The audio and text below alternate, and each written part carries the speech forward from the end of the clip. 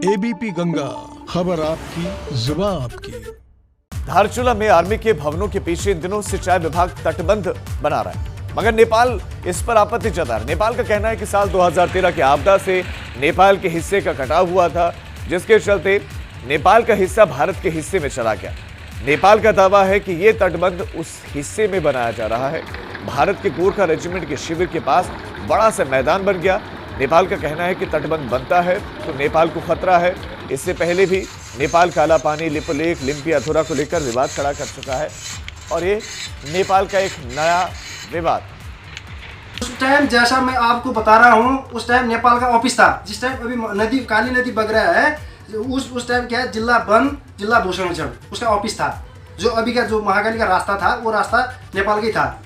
जो अभी आपका जो रेजिमेंट की बात किया आपने, वो जो बगड़ बनना है, उसमें तो अब इधर का जमीन उधर चला गया, उसमें बड़ी आपत्ति नहीं है, क्योंकि अब जो नदी का वो कटान है, वो उसमें जो बांध बांध रहा है इंडिया ने, वो बहुत आपत्तिजनक है, क्योंकि कल के डेट में वो नेपाल को सखा करवाएगा।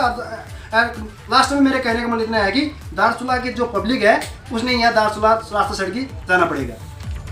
और इसी खबर पर हमारे उत्तराखंड ब्यूरो चीफ अजीत राठी हमारे साथ जुड़ गए।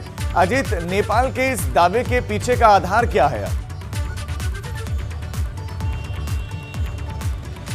राजीव, देखिए, जहाँ भी नदियाँ सीमांकन करती हैं, यानी सरहद का पैमाना जहाँ भी नदियाँ होती हैं, तो जब भी भारी बारिश होती है तो नदियाँ अपने हिसाब से अपने रास्ते बदलती हैं। तो नेपाल का जो ये दावा है, वैसे तो नेपाल का दावा इसलिए ज़्यादा संवेदनशील है, इसलिए ज़्यादा गंभीरता के साथ हम देखते हैं, क्योंकि नेपाल के साथ चाइना के बहाने हमारी एक टसल चल रही है। और जो काला पानी और लिम्पिया लेक और लिपू लेक और लिम्पियाधुरा वाला जो आपने जिक्र किया है, वो सारे विवाद के कारण एक पूरी पृष्ठभूमि एक पूरी भरी हुई है। तो ये जो अभी ताज़ा मामला है, धारचूला में आर्मी कैंप के पास, आर्मी बेस कैंप के पास एक, जब 2013 में आपदा आई, आपको विदित भी होगा, सारी दुनिया जानती है, 2013 की आपदा ने उत्तराखंड में बहुत नुकसान किया था।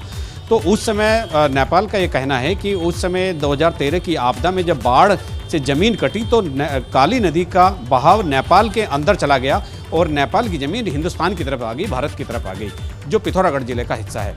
तो वो उनका कहना, तो वहाँ पर सिंचाई के तटबंध बनाए जा रहे हैं ताकि आर्मी कैंप को कोई नुकसान ना हो। उत्तराखंड सिंचाई विभाग उस काम को कर रहा है। और जब वो तटबंध बनाने की शुरुआत हुई तो तब नेपाल ने ये प्रतिक्रिया जाहिर की कि ये हमारा हिस्सा है, चूँकि नेपाल धारचूला में नदी ने उस वक्त अपना रास्ता बदलकर नेपाल की ज़मीन को काट दिया था, इसलिए नेपाल की ज़मीन भारत के हिस्से में है। तो उनका यही एक दावा है कि ये तटबंध जो हैं गलत तरीके से बन रहे हैं और दो देशों के बीच जो ये एक जो रिश्ते हैं उससे इसमें दरार आएगी, उससे इसमें असर पड़ेगा। लेकिन भारत का कहना है कि ये ज़मीन हमारी है और महाकाली नदी एक डिमार्केशन का एक बहुत बड़ा प्रतीक है, एक बहुत बड़ा नहीं है, एकमात्र सिंबल है कि वो भारत और नेपाल को भी उसका डिवीज़न करती है, उसका सीमांकन करती है। सरहद का एक ही पैमाना है वहाँ, महाकाली नदी है, और ये काला पानी से लेकर के और उत्तर प्रदेश और बिहार तक जहाँ तक भी जाती है, तो ये सब ये भारत और नेपाल को बांटती है। तो अब वो काला पानी धारचूला में एक ये सिचुएशन एक क्रिएट हुई है कि वो नदी का बहाव, जैसा नेपाल का दावा है,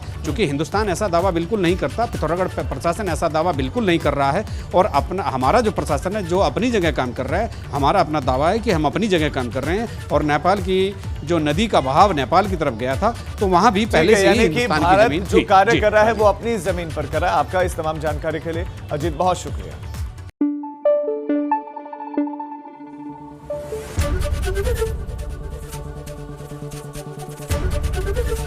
एबीपी गंगा, खबर आपकी, जुबान आपकी।